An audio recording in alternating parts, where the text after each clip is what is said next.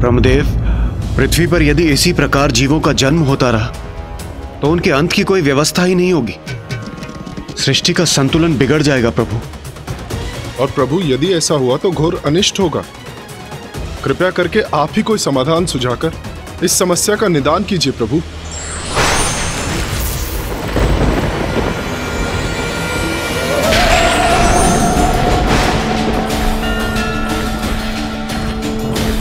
प्रणाम देवी भैरवी। प्रणाम देवी। मृत्यु मृत्यु मृत्यु।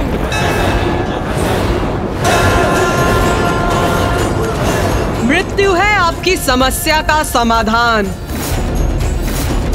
आयु समाप्ति पर होने वाली स्वाभाविक मृत्यु। किंतु अभी मेरे द्वारा जीवों की आयु और मृत्यु का विधान निहित होना शेष है, और अपने भैरवी स्वरूप में मैं वही करने आई हूं। आयु समाप्त होगी तो जीव की मृत्यु हो जाएगी, यह तो उचित है।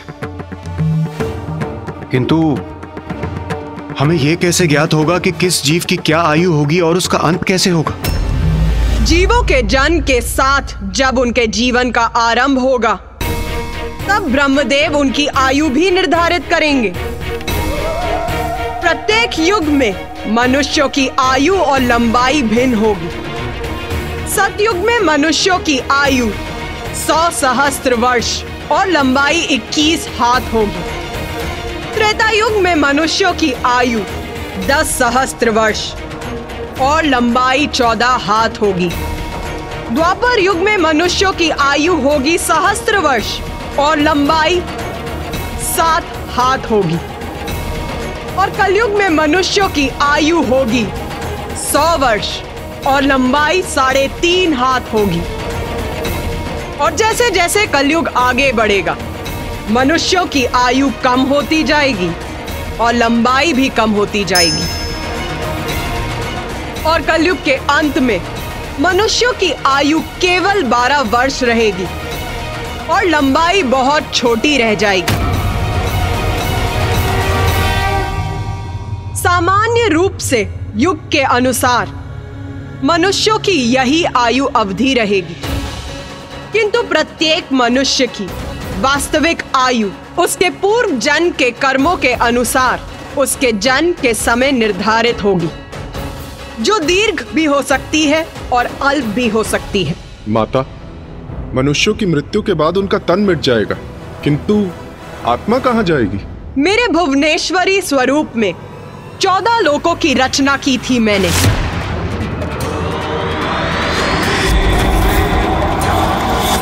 जिनमें आप सभी का निवास स्वर्गलोक भी है। अब मैं अपने भैरवी स्वरूप में उस विशेष लोक की रचना करूंगी, जहां जीवन के उपरांत नश्वर शरीर के नष्ट हो जाने पर आत्माओं का वास होगा।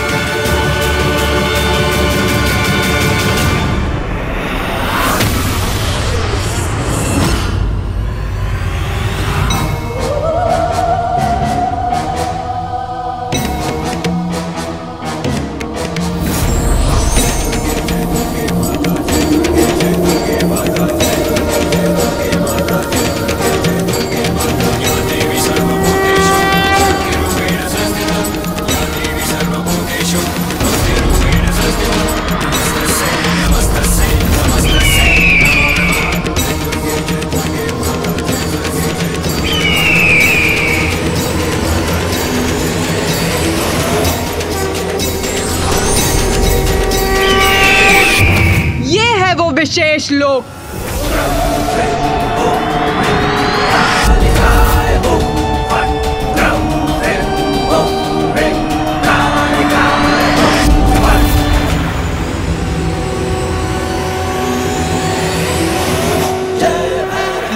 परायण और सदाचारी जीवों की आत्माओं को यहाँ स्वर्ग लोक के सुखों का अनुभव होगा, और जो दुराचारी और धर्म भ्रष्ट जीवों की आत्माएं होंगी, ये लोक उनके लिए नर्क के समान होगा।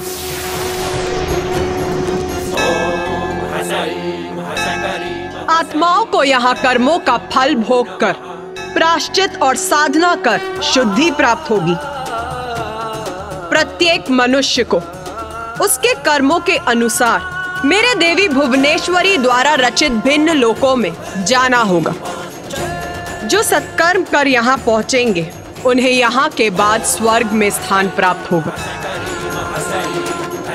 और दुष्कर्मियों की आत्माओं को निम्न लोकों में जाना होगा। किंतु जिन जीवों के लिए भक्ति ही सर्वोपरि रही, मेरी या किसी अन्य ईश्वर की, उन्हें मोक्ष की प्राप्ति होगी, और वो विष्णु लोक, ब्रह्मलोक अथवा कैलाश अर्थात दिव्य लोकों में स्थित होंगे।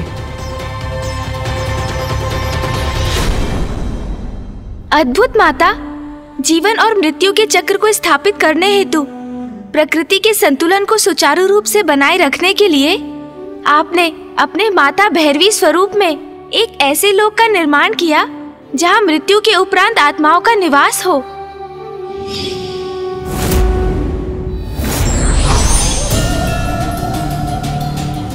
तुम्हारे मन में एक और प्रश्न उत्पन्न होने का आभास हो रहा है मुझे। पूछ गणेश, पूछ, क्या पूछना है तुम्हें? माता, सूर्य देव के प्रश्न का उत्तर जानने के लिए ही मैं भी उत्सुक हूँ। आत्माओं के लिए एक अन्य लोक का निर्माण तो हो गया, किंतु उसको व्यवस्थित रूप से चलाने का दायित्व किसको सौंपा गया माता? ये प्रश्न सभी देवताओं के मन में भी रह रहकर उठ रहा था। देवी भैरवी संसार में प्रकट हुई, किंतु इससे मृत्यु की व्यवस्था पूर्ण नहीं हुई थी। उसके लिए एक काल देवता की आवश्यकता थी, जो हमारा प्रतिनिधित्व कर इस कार्य का दायित्व संभाले।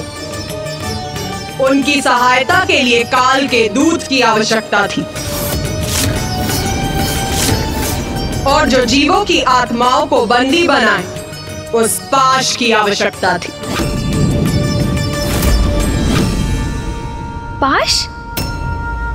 जीवों की आत्माओं को बंदी बनाने के लिए पाश की आवश्यकता थी।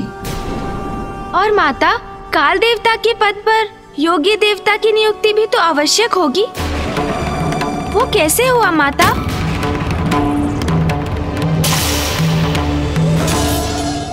प्रश्न पूछ रहे हो तो उसका उत्तर पाने का धैर्य भी रखो।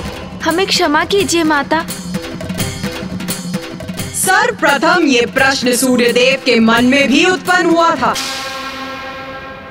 किंतु उन्हें कहा गया था कि इस प्रश्न का उत्तर उनसे ही जुड़ा हुआ था। उत्तर सूर्यदेव से जुड़ा था, अर्थात माता?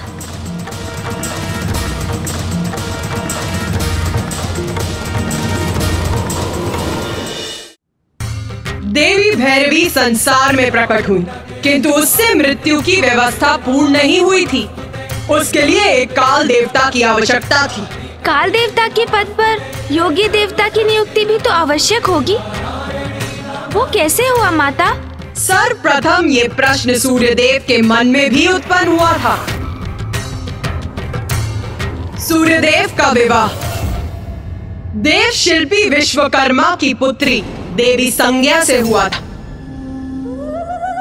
जब मैंने आदित्य सूर्य का सृजन किया था, तब उनके तेज का उत्पन्न होना आरंभ ही हुआ था।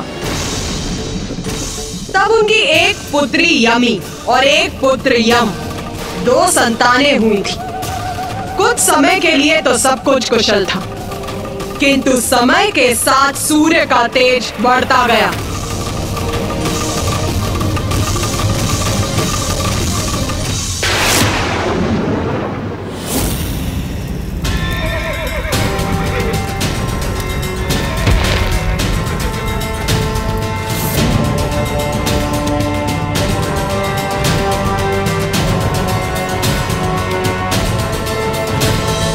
देवी संज्ञा,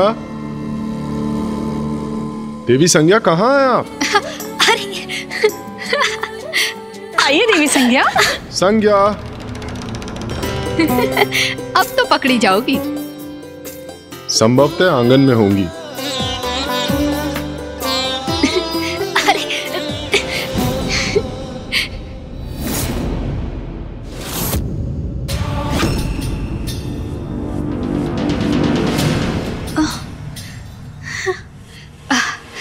इतना प्रचंड तेज, इतना तीव्र प्रकाश। ओह,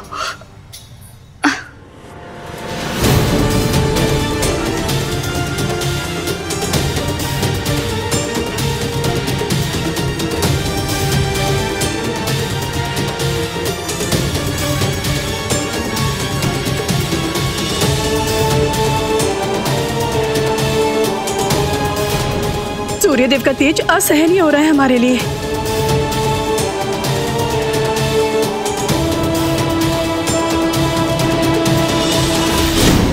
स्वामी, इस तीव्र ताप का यही अर्थ है कि स्वामी निकट हैं।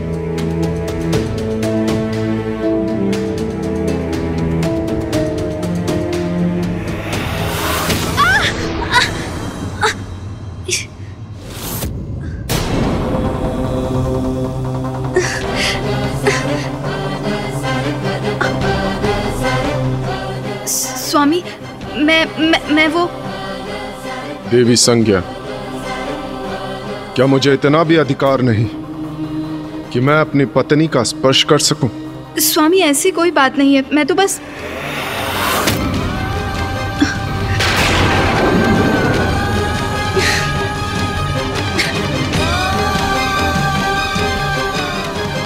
देवी संज्ञा,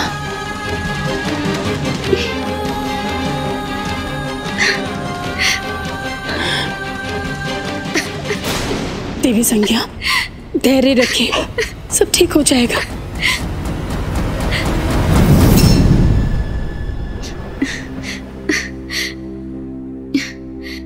स्वामी, मुझे समझने का प्रयास कीजिए। आपके प्रचंड तेज को सहने में मुझे बहुत कठिनाई होती है। तो आप मुझसे क्या अपेक्षा करती हैं देवी संज्ञा? मैं सूर्यदेव हूं। अपने तेज और अपनी ऊर्जा से संसार को जीवन प्रदान करता हूं, किंतु मेरी पत्नी मेरे उसी तेज और मेरे उसी ऊर्जा के कारण मेरे निकट आने में असमर्थ है। और यदि ऐसा ही है तो क्या मैं यहां से कहीं चला जाऊं, अथवा आप सदा के लिए अपने पिता के निवास लौटना चाहती हैं? किंतु स्मरण रहे, आप सूर्यलोक की स्वामिनी है। आपके दायित्व है। आपका पुत्र है जो शीघ्र अपने तप के लिए प्रस्थान करने वाला है। और यदि आप भी यहां से चली गई तो मैं एकाकी कैसे रहूंगा? नहीं, आप कहीं नहीं जा सकती। समाधान भी आप ही को ढूंढना होगा, क्योंकि समस्या आपकी है, मेरी नहीं। आपका पति हूं मैं, और आपका सानिध्य प्राप्त करना मेरा अधिकार है।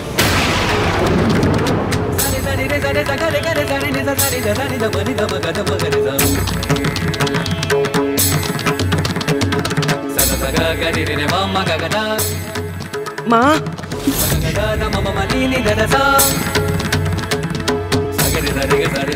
माँ,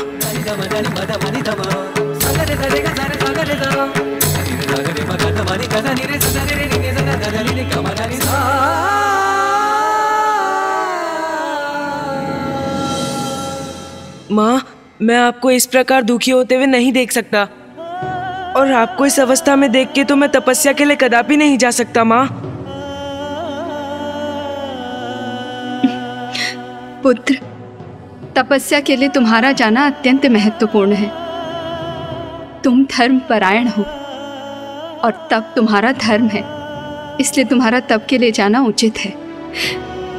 तुम मेरी चिंता त्याग दो और तुम तपस्या के लिए अवश्य जाओ।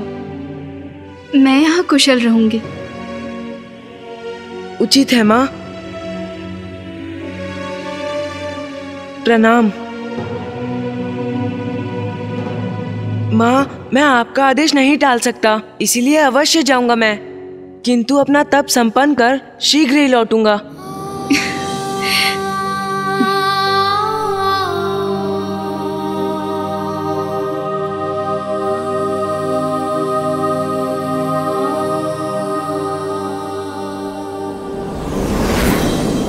मैं क्या करूं माँ? जैसे जैसे स्वामी का तेज बढ़ता जा रहा है, मैं उनके निकट जाने में, यहाँ तक कि उन्हें देख पाने में भी असमर्थ हूँ। किंतु मैं अर्धांगिनी हूँ उनकी, मुझ पर अधिकार है उनका। मुझे कोई उपाय सुझाइए माता, मेरा मार्गदर्शन कीजिए। मैं करूँ तो क्या करूँ? मैं करूँ तो क्या करूँ माँ?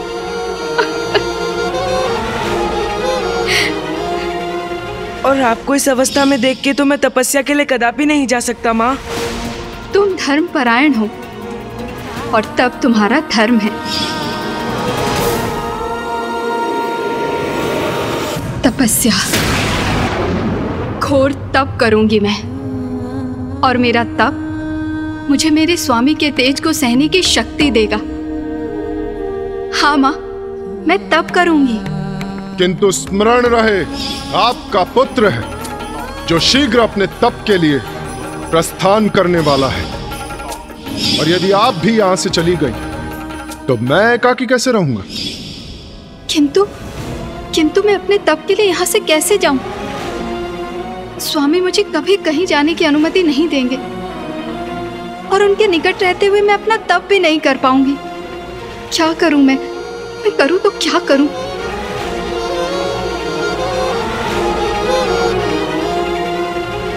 माँ, माँ, इस दुविधा से मुझे मुक्ति दिलाइए माँ। कोई उपाय सुझाइए, कोई उपाय सुझाइए, कोई उपाय सुझाइए, कोई उपाय सुझाइए।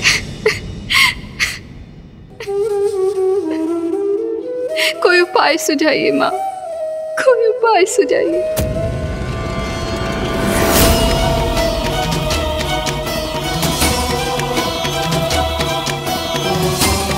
मेरी प्रतिछाया, मेरी प्रतिछाया माँ। उस रात्रि देवी संज्ञा को यह आभास हुआ कि वो अपने तप के लिए तभी जा सकेंगी जब वो अपने किसी प्रतिरूप को छोड़कर जाएंगी, और उनका प्रतिरूप उनकी प्रतिछाया के सिवाय और कौन हो सकता था?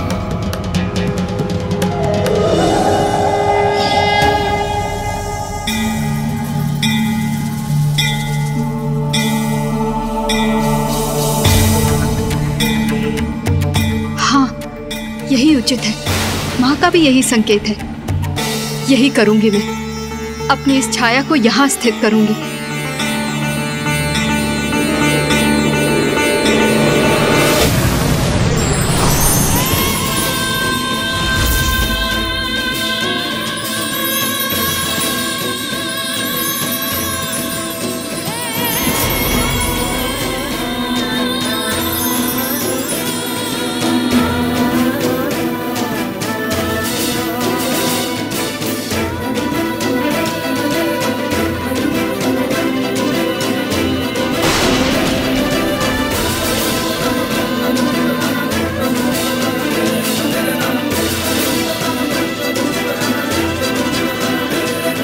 मैं देव शिल्पी विश्वकर्मा की पुत्री, सूर्यदेव की पत्नी देवी संज्ञा, तुम्हें सजीव होने का आदेश देती हूँ।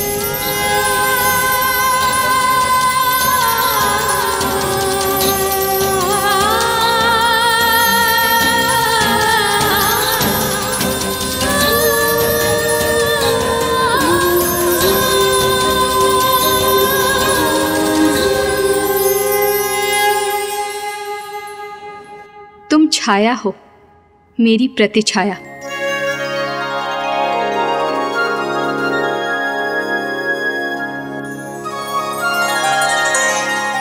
और देवी संज्ञा अपनी छाया को सूर्यलोक में छोड़कर पृथ्वी पर तप करने के लिए चली गई।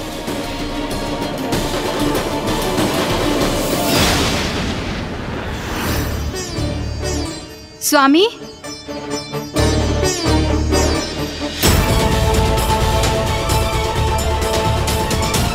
मुझे पुकारने का क्या लाभ देवी संज्ञा? क्योंकि यदि मैं मुड़कर आपकी ओर देखूंगा तो आप अपने नेत्र नीचे कर लेंगी। जो कहना है वहीं से कहिए, मैं सुन रहा हूं।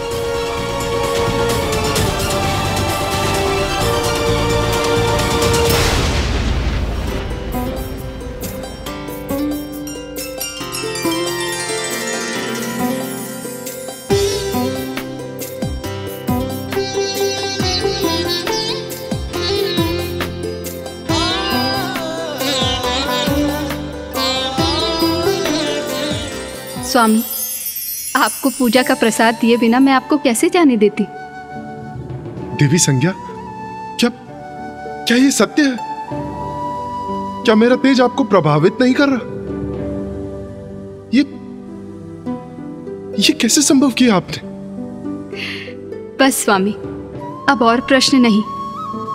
आप निश्चिंत होकर अपनी यात्रा पर जाइए, क्योंकि अब सब कुछ कुशल है। उचित है देवी।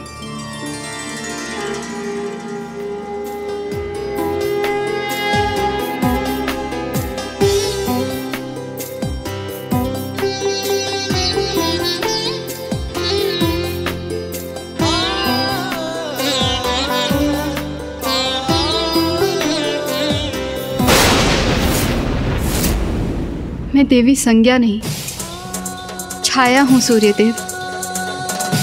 मैं आपकी पत्नी नहीं, मात्र उनकी प्रति छाया हूं। मैंने देवी संज्ञा को वचन दिया है कि मैं आपकी देखभाल करूंगी और किसी को भी ये ज्ञात नहीं होने दूंगी कि वो सहज आपका सानिध्य प्राप्त करने के लिए यहाँ से बहुत दूर तपस्या करने गई हैं। सूर्यदेव, जब माता संज्ञा तपस्या करने सूर्यलोक से चली गईं, तो क्या आपको कभी उनकी अनुपस्थिति का आभास नहीं हुआ?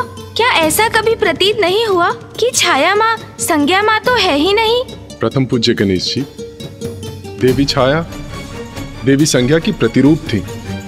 सभी प्रकार से वो उनके समान थी और मैं भी अपनी पत्नी का साथ पुनः पाकर अत्यंत प्रसन्न था। और जब भी मैंने उनके भीतर आए हुए परिवर्तन का रहस्य जानने का प्रयास किया तो सदा उन्होंने उस प्रश्न को टाल दिया। तब तनिक शंका अवश्य होती थी मुझे। तो क्या आप कभी सत्य ज्ञात कर सके सूर्यदेव? हाँ गणेश जी। ये सत्य कैसे जाना आपने सूर्यदेव, बताइए ना। गणेश, तुम पुनः वो प्रश्न पूछ रहे हो जिसका उत्तर देने का समय अभी नहीं आया है। क्षमा कीजिए माता, मैं तो बस उत्सुकतावश पूछ रहा था। धैर्य गणेश, धैर्य। तुम्हारी उत्सुकता अवश्य शांत होगी। तो सुनो, सूर्यदेव के पूर्व किसी अन्य को यह ज्ञात हो गया था कि देवी छाया उनकी पत्नी देवी संज्ञा नहीं है। अब तुम्हारे मन में उत्पन्न होने वाले प्रश्न का उत्तर देने के लिए मैं एक प्रश्न पूछती हूँ तुमसे। उचित है माता। उस समय का विचार करो गणेश, जब देवी पार्वती में परिवर्तन आने प्रारंभ हुए थे तो सर्वप्रथम उसका आभास किसे हुआ था? महादेव को, कुमार कार्तिकेय को, या तुम्हें?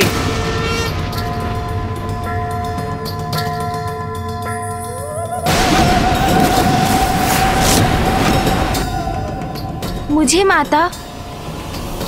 ओह, मैं आपका संकेत समझ गया माता। तो सूर्यलोक में जो घटित हो रहा था उस परिवर्तन का सत्य सूर्यदेव से भी पूर्व माँ संज्ञा के पुत्र को ज्ञात हुआ।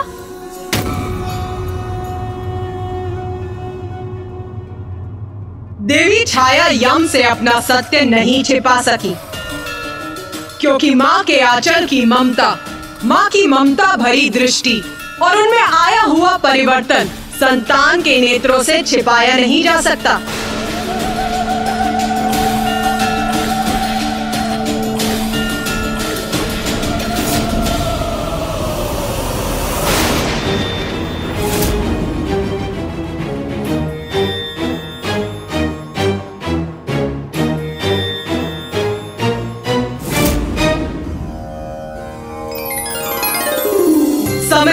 बढ़ता गया।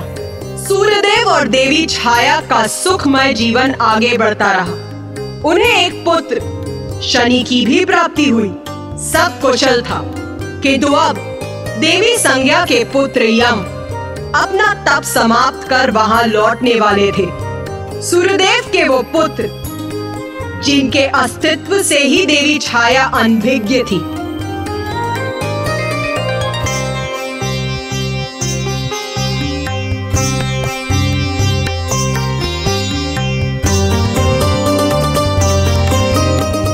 माँ कितनी आनंदित है, अर्थात यहाँ सब कुशल है। मैं माँ को चकित कर दूंगा।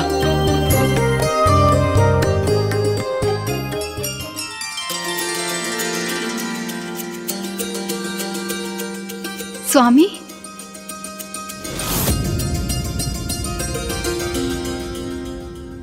यहाँ तो कोई भी नहीं है। प्रणाम माँ। ये कौन है? यहाँ कैसे आया? क्यों आया? कौन हो तुम? और मुझे स्पर्श करने का साहस तुमने कैसे किया?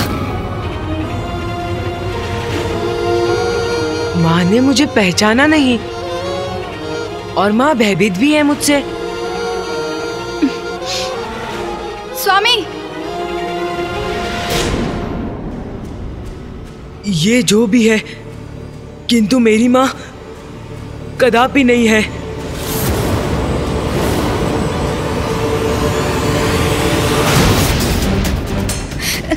स्वामी, स्वामी, स्वामी देखिए वहाँ पे कोई है।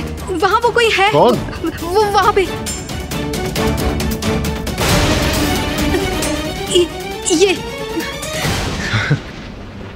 अब समझा मैं। अचानक अपने पुत्र को देखकर आप फूले नहीं समा रही, पुत्र, और अपनी प्रसन्नता व्यक्त करने के लिए शब्द नहीं है आपके पास, है ना?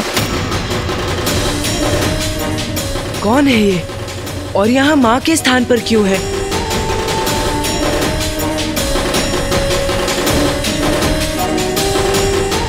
देवी संज्ञा, अब यहाँ स्तब्ध ही खड़ी रहेंगी? इतने समय बाद लौटा है आपका पुत्र। क्या उसके लिए उत्तम भोजन का प्रबंध नहीं करेंगी? जी स्वामी, उचित है।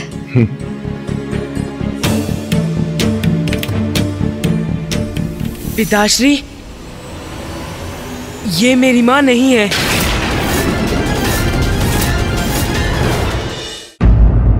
ये मेरी माँ नहीं है पिताश्री। ये कैसा अनुचित कथन है उनका? ये क्या दृष्टता कर रहे हो तुम? ये तुम्हारी माँ नहीं है? ये कहने का क्या अर्थ है तुम्हारा? स्वामी, सूर्यदेव, आप अपने पुत्र पे क्रोध मत कीजिए। वो सत्य कह रहा है। वो सत्य कह रहा है। वो सत्य कह रहा है। मैं उसकी माँ नहीं। मैं देवी संज्ञा नहीं। मैं छाया हूँ, आपकी पत्नी देवी संज्ञा की प्रतिछाया। आपकी पत्नी देवी संज्ञा की प्रतिछाया। आपकी पत्नी देवी संज्ञा की प्रतिछाया। देवी संज्ञा की छाया?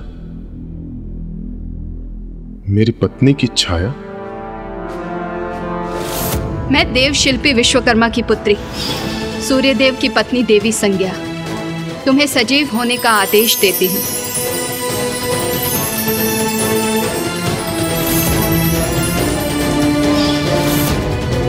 तो अंततः इस प्रकार सूर्यदेव को सत्य ज्ञात हो ही गया। हाँ, देवी छाया ने अपना सत्य विस्तार से सूर्यदेव को बताया और उन्हें आभास हो गया कि अपने अत्यधिक तेज के कारण वो अपनी पत्नी देवी संज्ञा का सानिध्य प्राप्त नहीं कर सकते। इसीलिए इस समस्या का निदान पाने के लिए वो अपनी पत्नी देवी संज्ञा के पिता देव शिल्पी विश्वकर्मा के पास गए।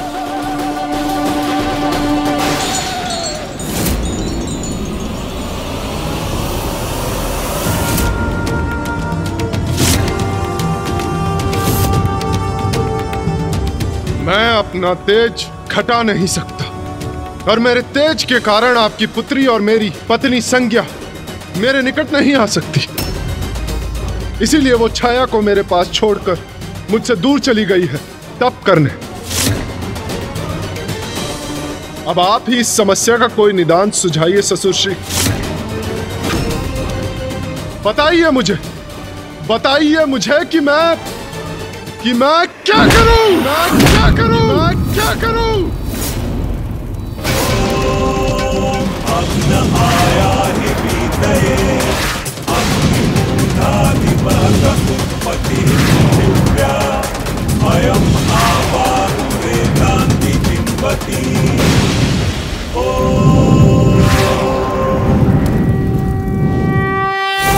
माता, ये तो और भी विकट परिस्थिति उत्पन्न हो गई थी, तो विश्वकर्मा जी ने क्या सुझाव दिया?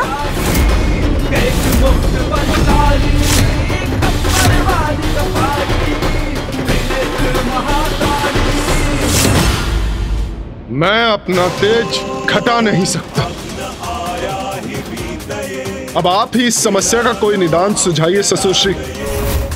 बताइए मुझे कि मैं क्या करूं?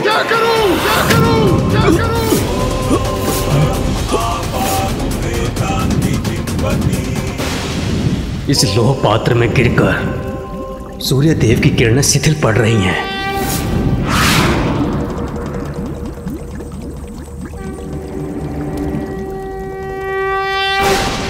कदाचित मुझे इस समस्या का समाधान प्राप्त हो गया।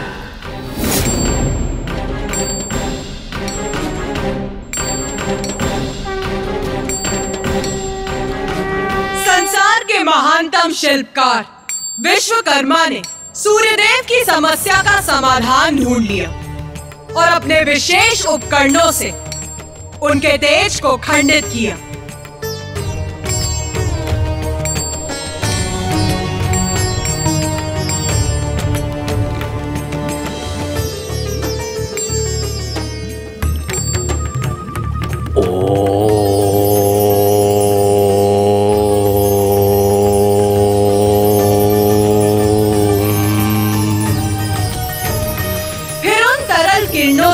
सभी देवताओं के लिए अस्त्र शस्त्र का निर्माण किया।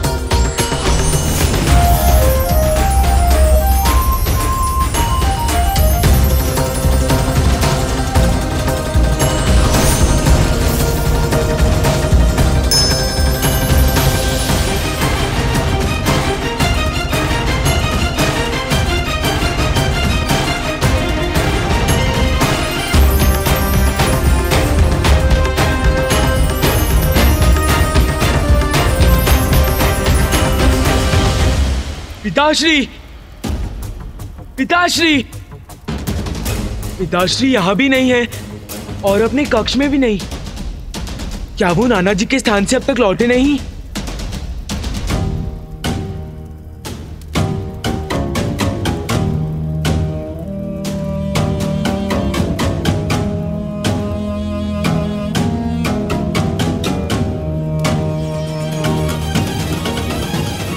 धन्यवाद विश्वकर्मा जी।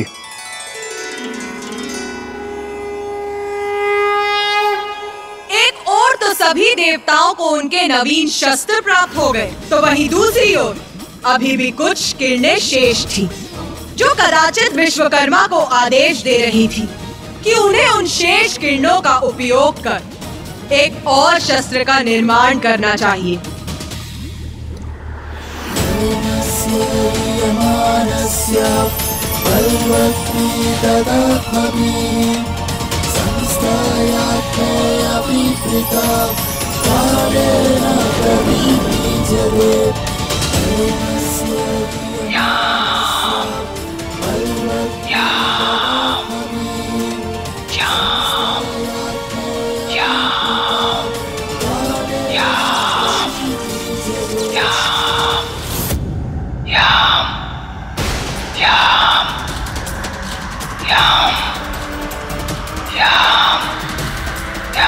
मुझे ऐसा क्यों प्रतीत हो रहा है जैसे नाना जी के भवन से मुझे कोई पुकार रहा हो।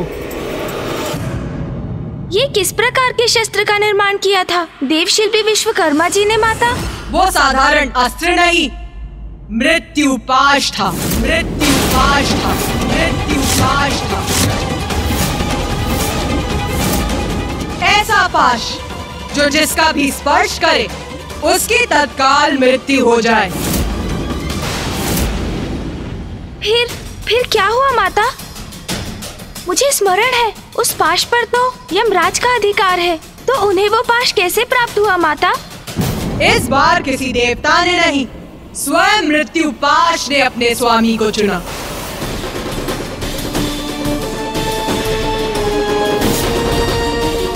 किंतु शस्त्र कैसे चुन सकता है अपना स्वामी? माता, क्या हुआ कार्तिकेय? क्या तुम्हारी समझ अपने अनुज से भिन्न है? हाँ माता। उचित है, तो फिर तुम ही समझाओ। अनुज गणेश, तुम तो सर्वज्ञाता हो, बुद्धि के देवता हो, किंतु फिर भी यदि तुम मेरे मुख से शस्त्र की महिमा समझना चाहते हो तो सुनो। शस्त्र और योद्धा एक दूसरे के पूरक हैं। ये कोई संयोग नहीं है कि पिताश्री, मामा जी, फूफा जी, समस्त देव, मैं और तुम्हारा भी अपना एक विशेष शस्त्र है। प्रत्येक शस्त्र का स्वामी पूर्व से ही नियत होता है, और फिर जो कुछ भी घटित हो रहा था वो तो मां की लीला का ही परिणाम था। सर्वथा उचित कहा तुमने कार्तिकेय। माता, इंद्रदेव, सूर्यदेव, वायुदेव, वरुण देव, अग्निदेव, यहाँ तक कि पिताश्री, मामा जी, फूफा जी अर्थात त्रिदेव भी तो वहाँ एकत्रित थे ना? तो बताइए ना, उस पाश ने उन सभी योग्यता संपन्न देवों में से यमदेव को ही अपना स्वामी कैसे चुना माता? तुम्हारी ये जिज्ञासा भी अवश्य शांत करूंगी मैं गणेश।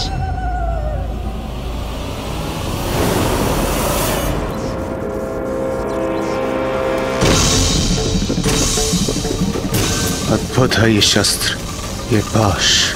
मैंने इस पाश का सृजन कैसे कर दिया? कैसे हुआ ये? इस पाश का स्वामित्व तो देवराज अर्थात मुझे ही प्राप्त होना चाहिए। प्रभु, महादेव, ये पाश, मुझे तो कुछ भी स्मरण नहीं है कि मैंने इसे कब, कैसे और क्यों रचा।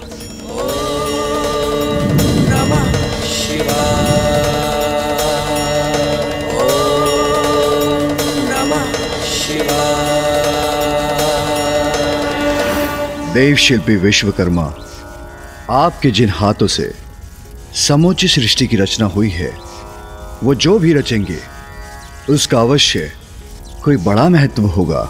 किंतु प्रभु, आप त्रिदेवों के साथ इंद्रदेव और सभी देवों के शस्त्रों का मैं पूर्व ही निर्माण कर चुका हूं।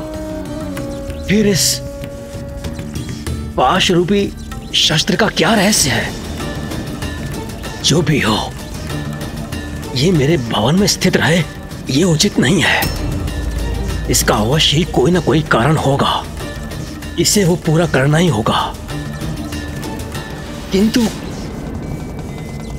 इसका अधिकार किसे मिलेगा, ये हम कैसे ज्ञात करेंगे?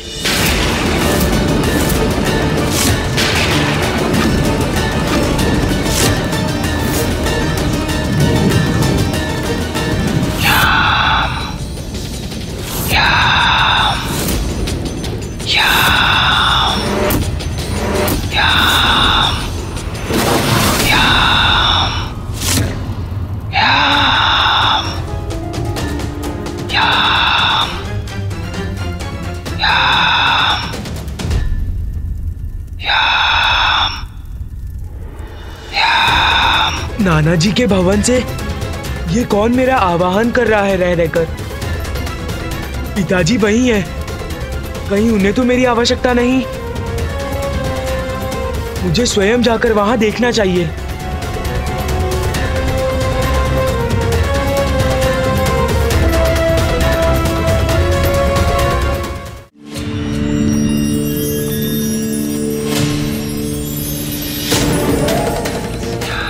मैंने इस पाश का सृजन कैसे कर दिया? कैसे हुआ ये? मुझे ऐसा क्यों प्रतीत हो रहा है जैसे नाना जी के भवन से मुझे कोई पुकार रहा हो। मुझे स्वयं जाकर वहां देखना चाहिए।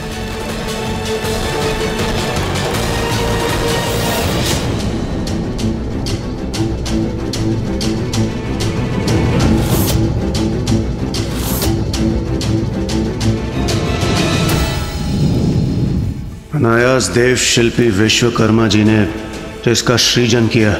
उस शस्त्र का, इस शक्तिशाली पाश का उचित अधिकारी तो मैं देवराज ही हो सकता हूं। महादेव, मैं आपसे विनती करता हूं कि आप इस पाश के लिए उचित अधिकारी घोषित कीजिए, जो इसे स्वीकार करे और इसके उचित स्थान पर ले जाए। यदि महादेव ने इसे स्वीकार कर लिया तो मैं इस पाश से वंचित रह जाऊंगा, किंतु इसका प्रथम अधिकार तो कदाचित उन्हीं का है। देव शिल्पी विश्वकर्मा जो आत्माओं के लोक का दायित्व संभालेगा वही इस पाश का अधिकारी होगा।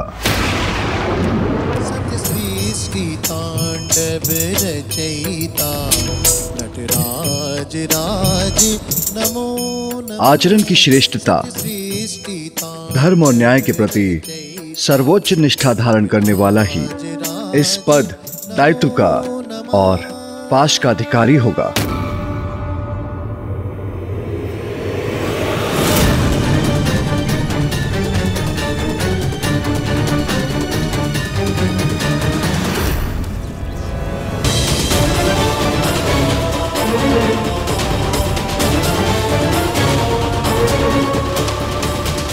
देवगण, मुझे ज्ञात है आप सभी इस पाश को पाने के लिए लालायित हो रहे हैं, तो संकोच मत कीजिए। आप इसे पाने का प्रयास करने के लिए स्वतंत्र हैं। उचित है। महादेव, नारायण और ब्रह्मदेव को इस पाश की कोई आवश्यकता नहीं, और उनके बाद तो वरिष्ठ मैं ही हूं। मैं ही इस पाश के योग्य हूं। देवराजेंद्र, मन की इच्छा को भीतर मत रखिए, अब तो महादेव की भी अनुमति है। यदि आप इस पाश को प्राप्त करना चाहते हैं तो आगे बढ़िए, प्रयास कीजिए। जो आज्ञा नारायण।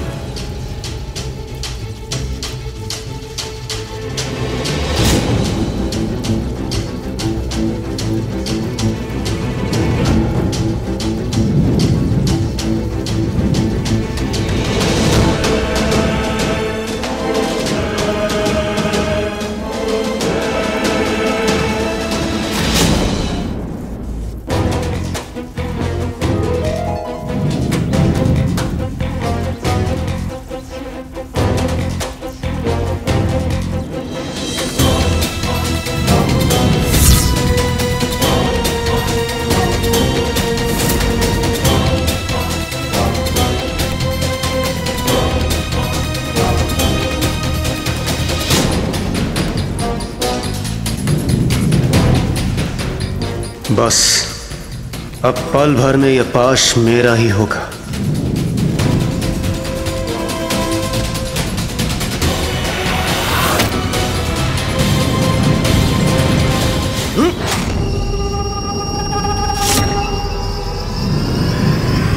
अरे, इस पाश ने तो मुझे जकड़कर अपने वश में कर लिया।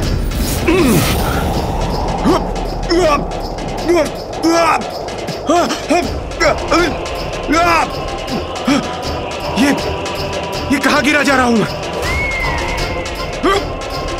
ये कौन सा लोक है ये? देवराज,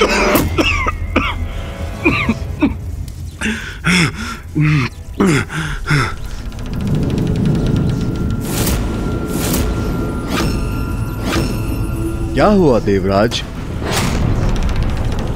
आप कुशल तो है ना?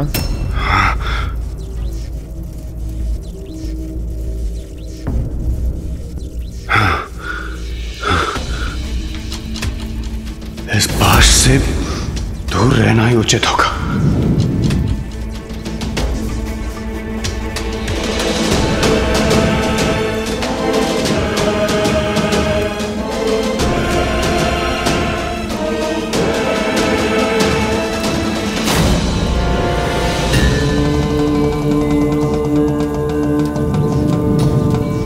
कैसे अद्भुत और शक्तिशाली अस्त्र का निर्माण हुआ है मुझसे, जिसे देवराज इंद्र भी नहीं संभाल पाए। कोई तो अवश्य होगा जो इसका अधिकारी बनेगा।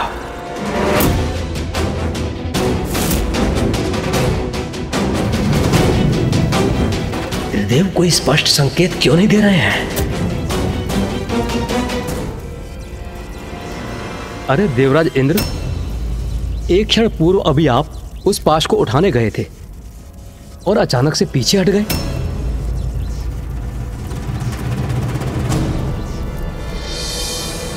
अग्निदेव, यदि आपकी इच्छा है तो आप स्वयं प्रयास क्यों नहीं कर लेते? समझ गया मैं। इंद्रदेव पाश को अपने वश में नहीं कर सके, इसलिए ऐसे वचन बोल रहे हैं। मैं अग्नि का देवता हूं, इसलिए ये पाश तो मेरा ही होना चाहिए।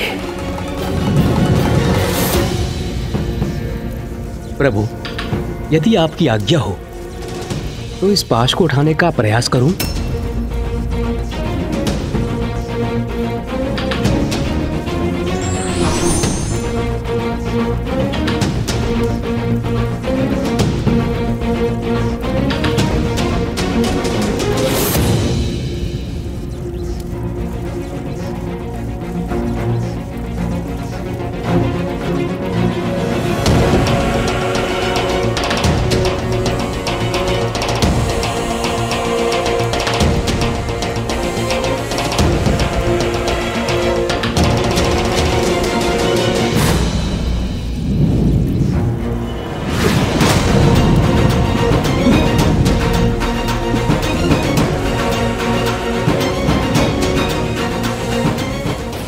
मेरे हाथ इन अंधकारी छिद्रों में कैसे फंस गए मेरे हाथ? सहायता कीजिए, कोई मेरी सहायता कीजिए।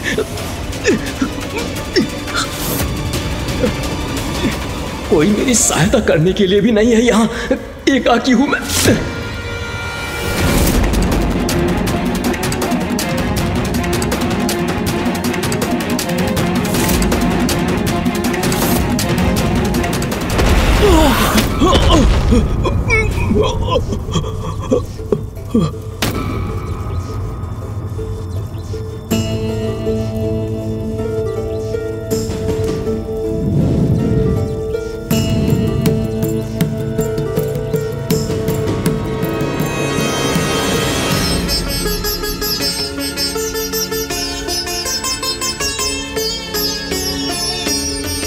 इंद्रदेव, अग्निदेव, ये क्या हुआ आप लोगों को?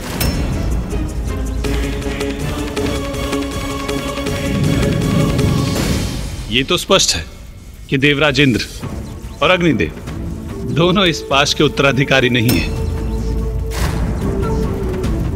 किंतु क्या अब शेष देवताओं में कोई इसे प्राप्त करने का प्रयास करना चाहेंगे?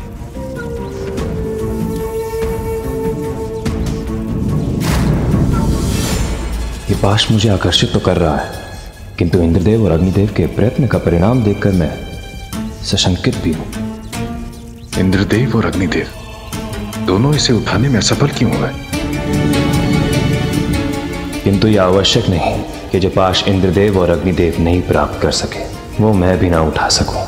इस पाश को पाकर अपनी प्रतिष्ठा बढ़ाने के इस स्वर्ण अवसर को गंवाना उचित नहीं।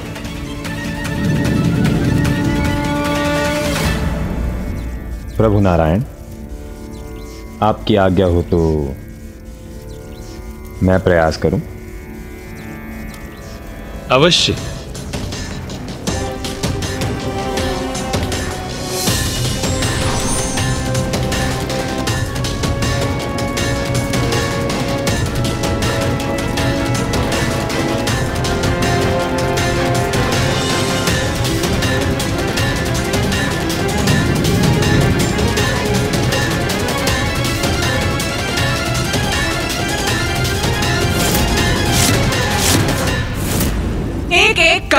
सभी देवताओं ने उस पाश को अपने वश में करने का प्रयास किया और असफल हुए।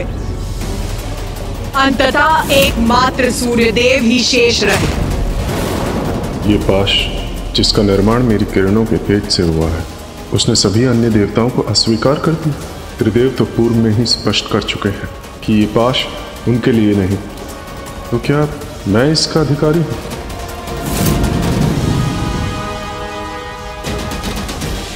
प्रभु, आपकी आज्ञा हो तो मैं प्रयास करूं।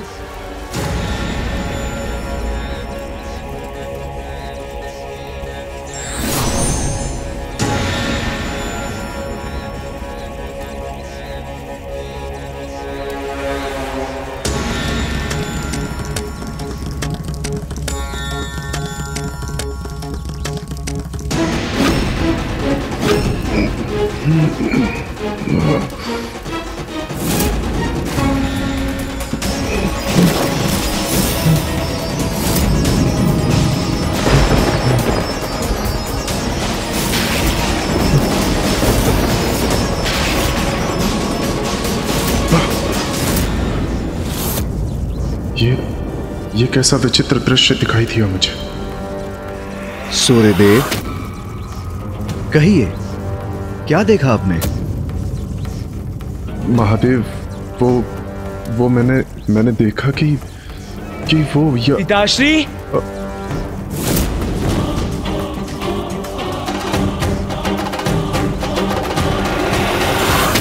यम, पुत्र यम, तुम यहां?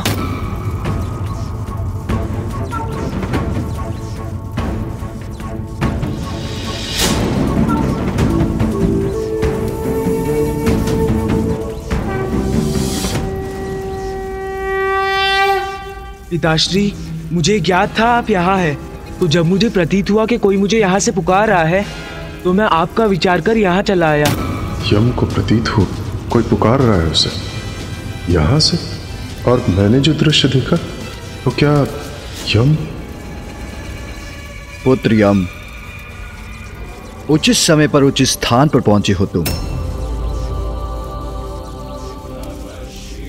महादेव, मैं कुछ समझा नहीं।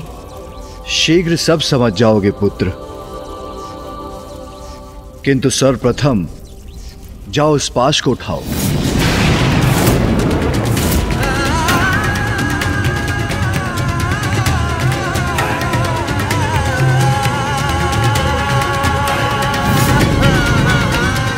उस पाश को उठाऊं? ये महादेव क्या आदेश दे रहे हैं मुझे? ऐसा क्या विशेष है उस पाश में? महादेव, यम को पाश लेने के लिए क्यों कह रहे हैं? महादेव, ये उचित होगा क्या? मेरा अर्थ है, यम तो एक मात्र नवयुवक है। इस पाश को इतने सबल, इतने शक्तिशाली देव नहीं उठा पाए, तो क्या यम? चिंता मत कीजिए देव शिल्पी विश्वकर्मा जी, यम को प्रयास तो करने दीजिए। जाओ यम, उस पाश को प्राप्त करो। जो आज्ञा प्रभु। महादेव, नारायण, ब्रह्मदेव।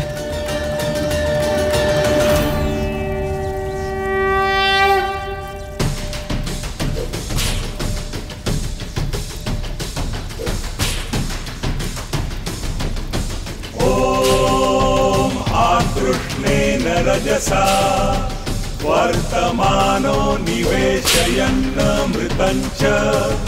हिरण्येन सविता रथेन देवो यति भुवनानि पश्यन्।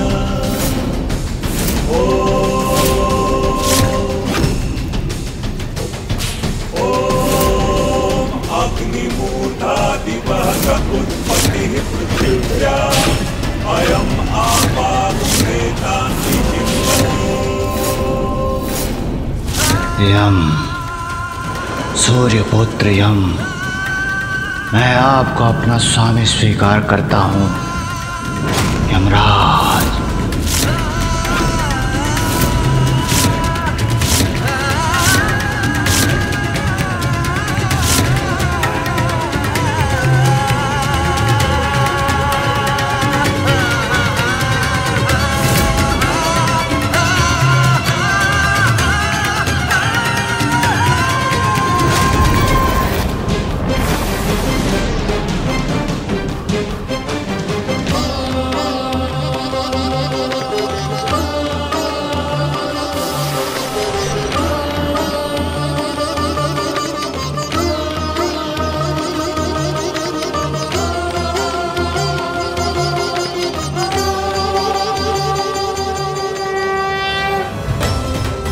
आश्चर्य है, पाश ने यम का स्पर्श स्वीकार कर लिया, अर्थात यम ही इसका अधिकारी है।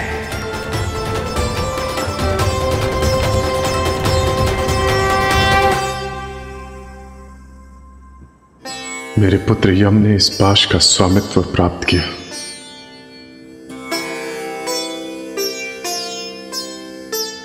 तुम तो केवल एक साधारण बालक हो यम। फिर ऐसा क्या है तुम में जो इस पाश ने मुझ देवराज इंद्र को छोड़कर तुम्हें अपना स्वामी स्वीकार कर लिया?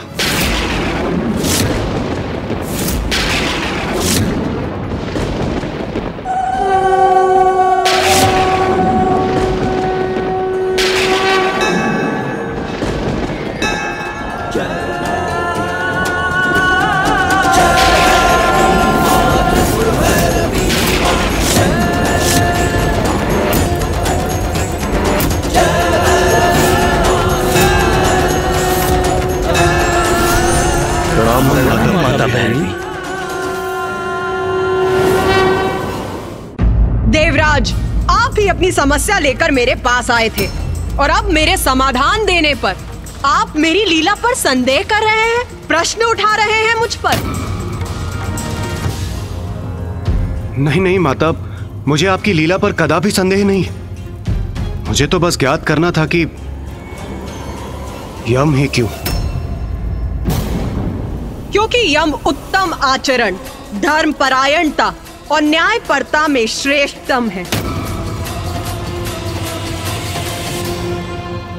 क्षमा कीजिए माता, किंतु ये सब मेरे समझ के परे है। यम, तुम्हें एक अत्यंत महत्वपूर्ण कार्य हेतु चुना गया है।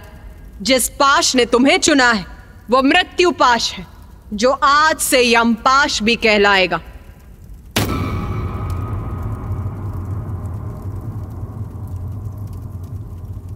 ये तो आपका सौभाग्य है देवगण कि आप सभी सुरक्षित हैं।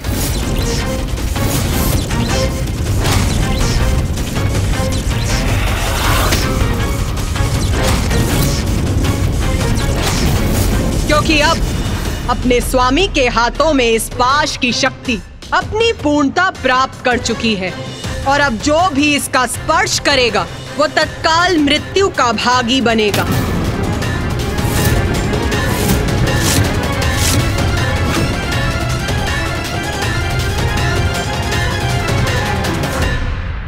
यम, मैं तुम्हें मृत्यु का देवता और मृत्यु के उपरांत आत्माएं जिस लोक में निवास करेंगी उसका अधिपति बनाती हूँ। आज से वो लोक यमलोक के नाम से भी जाना जाएगा।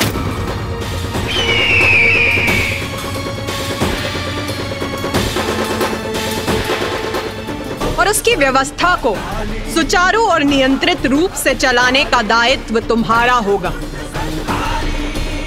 आयु समाप्त होने पर जीव को इस पाश से बंदी बनाकर यमलोक लाना होगा तुम्हें और उसके कर्मों के अनुसार उसकी उचित गति निर्धारित करनी होगी।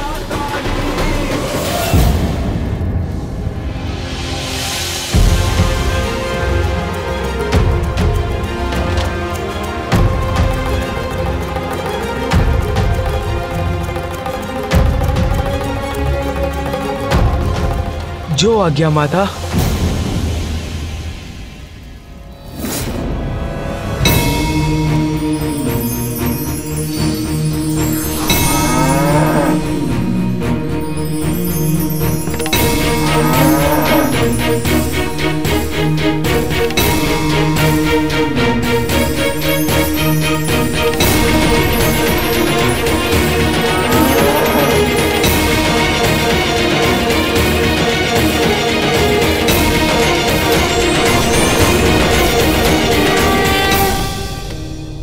मुझे गर्व है कि माता ने मुझे इतना बड़ा कार्य दिया है, किंतु क्या मैं इतना बड़ा दायित्व निभा सकूंगा? इस दायित्व को निभाने में चित्रगुप्त और यमदूत तुम्हारे सहायक बनेंगे।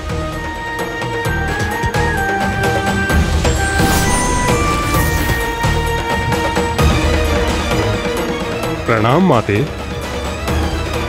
प्रणाम त्रिदेव, प्रणाम महाराज यमदेव, चित्रगुप्त सभी लोकों पर जीवों के कर्मों का विस्तृत लेखा जोखा रखेंगे। विचार, शब्द और क्रिया से जीव जो भी कर्म करेंगे, चित्रगुप्त उन्हें सूचीबद्ध करेंगे। और जब मृत्यु होगी, यमराज अपने दूतों की सहायता से उन आत्माओं को उनके कर्मों के अनुसार उचित फल देंगे। यम, तुम अपने लोक अर्थात यमलोक में भू विचार नामक आसन पर बैठकर आत्माओं के कर्मों का विचार करोगे और तुम्हारे दूत आत्माओं को बंदी बनाकर लाने में तुम्हारी सहायता करेंगे। जो आज्ञा माता। जो आज्ञा माता। स्मरण रहे यम, मेरे द्वारा नियत जन्म और मृत्यु के विधान के अनुसार समय आने पर किसी की भी मृत्यु टलनी नहीं चाहिए। माता, मुझे इतना बड़ा दायित्व सौंपने के लिए आपको कोटि कोटि धन्यवाद। माता, जो असंभव है वो संभव कैसे हुआ? बताइए ना माता।